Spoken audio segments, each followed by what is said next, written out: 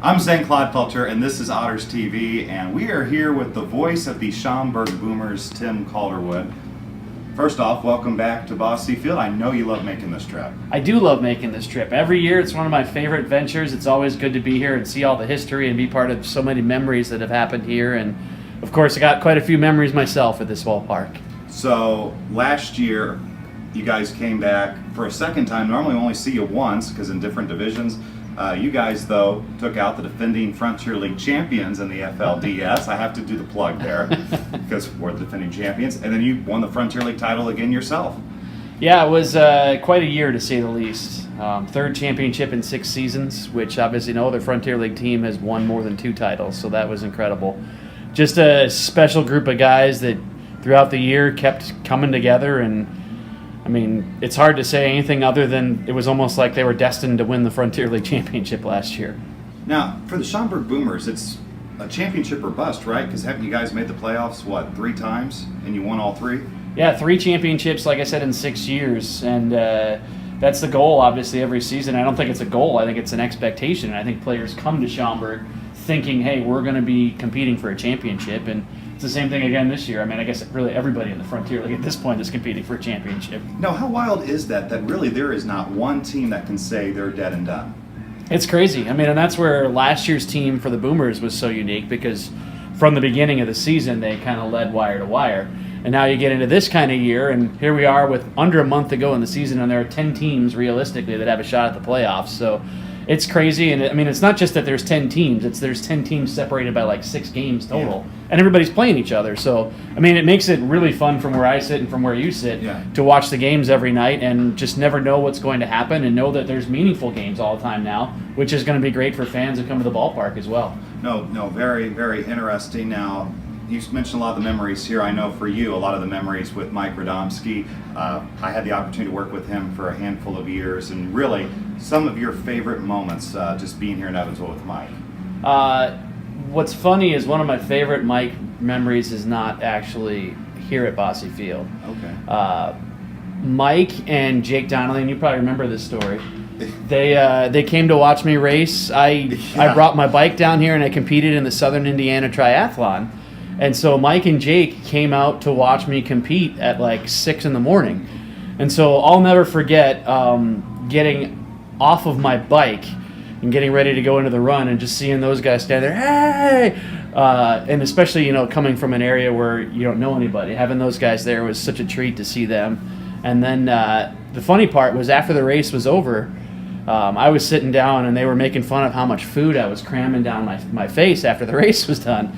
And the person who was like the volunteer coordinator needed to step aside for a minute. And they asked Mike, they said, hey, can you watch the T-shirts for a little while? And he was like, yeah, sure. So she came back and she's like, here's a T-shirt. You volunteered. And they both thought it was like the coolest thing in the world. So, I mean, that's one of the things that I'll always remember. In fact, I have a picture from that night in my booth in Schaumburg of those 2 guys with me at the finish line at like 9 in the morning probably. I think it was in Booneville. Is that the town's name? Boone Lake, Booneville? No, Booneville. It's a very small community. Okay. No, it's a good way of putting it. So Yeah. one of my favorite Mike memories is he always asks, hey, I want to go to an IU football game with you. He had never been to a Big Ten game before. So I took him to Indiana Penn State 2011. It was Kevin Wilson's first year. So the Hoosiers went 1-11 that year. Took Mike and he had his camera everywhere. We went to the tailgate field. That was Mike though, No, right? yeah, the tailgate field's picture of all, and I had a buddy who was in one of the fraternities, and so we were able to get into one of those tailgates, and man, Mike was loving it. Took pictures at the game, and he was excited because being from New Jersey, Penn State is very close by. He was excited because he was hoping to see Joe Pa on the sidelines. And that was the only game that year that Joe Pa either didn't coach in the press box, and it was 2 or 3 weeks before all those scandals broke out. So when he passed, I went back to his Facebook to look at photos. I found a photo album from that game, from his alarm clock at 5 a.m. that I made him get up so we could get to the tailgate fields early. It was a noon kick. To the tailgate, to the game, to Joe Pa on the sideline. Like, he really tried to soak in everything and like remember it forever. I tell you what, he would wake up early at the crack of dawn for anything. And in fact, I was talking to Andy McCauley and Max Peterson when they came to Schaumburg earlier this year, and those guys were telling me one of their favorite memories is just him every morning waking up to work and not wanting to wake them up. So he would like quietly type on his keyboard or take it into the hotel lobby. I actually told the story last night, since we're talking about Mike too, of one of my very first memories here at Bosse Field, which was, I don't know if you were here at the time. I was with the Lake Erie Crushers in 2010. 11 was my first year. Okay, there was a light problem with one of the towers on the roof here at Bosse Field. So they had to suspend the game. Oh, so God. Mike's like, "Hey, let's go up to the roof and check it out." Investigator that he was. So he took me up to the roof here at Bosse Field, and that's my profile picture now. I changed it to my profile picture when he passed away in October. We always joked that our relationship started on the roof at Bosse Field. Well, that's very nice. And see, toward the end of Mike's stay here in Evansville, he was doing double duty with SID jobs at the University of Evansville. I do double duty here as well, working at a newspaper out of county full-time. And then you are also a full-time job outside of traveling all summer. So what do you do as an actual full-time job? Because some people here still don't realize I have a full-time job outside of the out of the ballpark. Well, I mean, I consider this to be my summer vacation. You can't. And Evansville's beautiful this time of year, right? just the baseball side of it in general.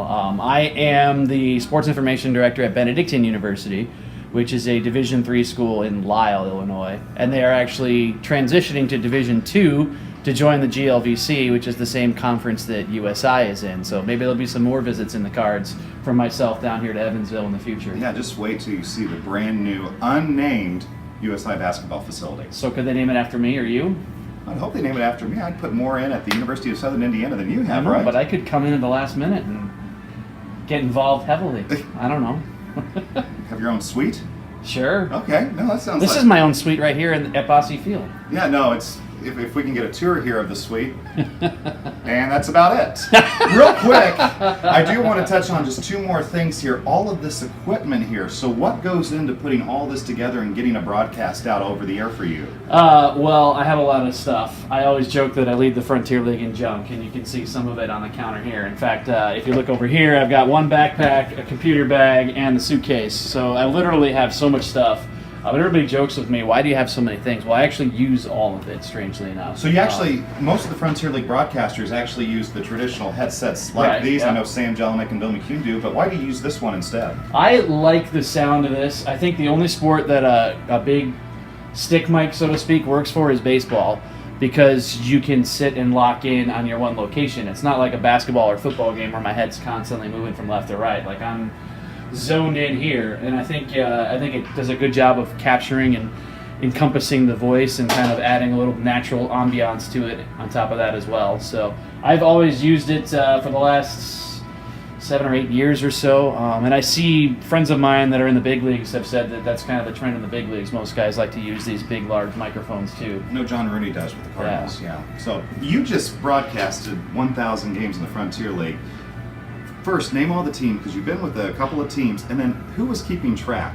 Because I don't know how many games I've done with the Otters. I'm not that good at math. So how do you were you able to count that high to 1,000? I did. I did the math myself. I mean, obviously there's 96 games in a season, so I mean, I can kind of figure out, all right, well, this year we only played 95 of the 96. This year I had to miss 3 for the birth of my daughter, which I had to miss 3 this year for the birth of my second daughter, Eliza, who was born in May. Oh, congratulations. Thank you. So just kind of keeping track of that and adding it all together. Yeah.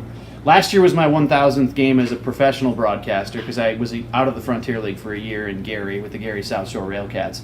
But my career started in Traverse City. I was in Traverse City from 2007 through 2009. And then in 2010, I went to Lake Erie. And in 2011 was when I went to Gary. And Gary's ownership group is the same group that owns Schaumburg. So they bought Schaumburg and asked me if I wanted to be in Gary or Schaumburg. And I had grown up going to Schaumburg games before they were in the Frontier League. And it's a lot closer to where I live, so it was kind of an easy transition to jump over. And it's felt like home, and I've loved every minute of it. I've loved every minute of this league. In fact, I talk to managers all the time, and I say, you know, what is it about the Frontier League? And everybody says the same thing, and I agree 100%. It's about the relationships. Oh, yeah. And you know that. I mean, I love coming here and seeing your smiley face. I'm not going to lie. So. No, Tim, I love seeing you, too. You didn't want to stay in Gary? Great league, I'll tell you that. It's a great league. And actually, Greg Taggart Yeah. Gary's manager was the manager in Evansville. That's right. Yeah, so for 4 years, and actually was the first manager to take him to the playoffs. Real quick, you're wearing Marlins man shirt just for you. Okay, Marlins man shirt. Yes, that's a backstory, and then but it's also orange. So is the University of Illinois football team going to be better this year? You know how much fool's gold how much fool's gold they gave the Hoosiers last year because Indiana's 3-6. Okay, got to beat Illinois, got to beat Rutgers, got to beat Purdue. You go to bowl game for a third straight year, which is very good at Indiana. Man, Illinois just wilted. After you were hyping up Lovie Smith. I will. I mean, his recruiting class is pretty good, I've heard. And he's starting to get some guys, not for this season, for next season. So we'll see. I mean... how long do you think they're going to let him, though, continue to, I guess, win 2 or 3 games a year? Do you think... I think the change has to happen quickly. Okay. I think you need to see... You need to go from like 2 wins to 4 wins to 6 wins in like a 3-year window. And I think if that progress isn't there, then maybe the new administration in Illinois will think about going a different direction. But the biggest thing is they're just trying to generate some interest in that program again. I mean, basketball has kind of been the center point at the University of Illinois, obviously, for a long time. And so just trying to get the hype and the buzz back around the football team and try to just fill the seats a little more down in Champaign will be exciting to see. And I'm curious. I mean, I'm watching closely. I think that the possibilities are there, but there's a huge mountain to climb. Obviously, you can't just jump into the Big Ten and get good again. So we'll see. I'm smelling roses for the Hoosiers. Just kidding. Okay. No. If I can have 6-6 every year, I'll die a happy man. That's all you got to do with Illinois, too. No, but see, then you know who Illinois needs? Kevin Wilson. Huh? Maybe. He sparked Lucky Indians. Well, Tim, thanks so much. I appreciate him got fired, like all the other coaches, for joining us here on Otters TV. He's Tim Calderwood, the voice of the Schaumburg Boomers. I'm Zane Clodfelter, and this has been Otters TV.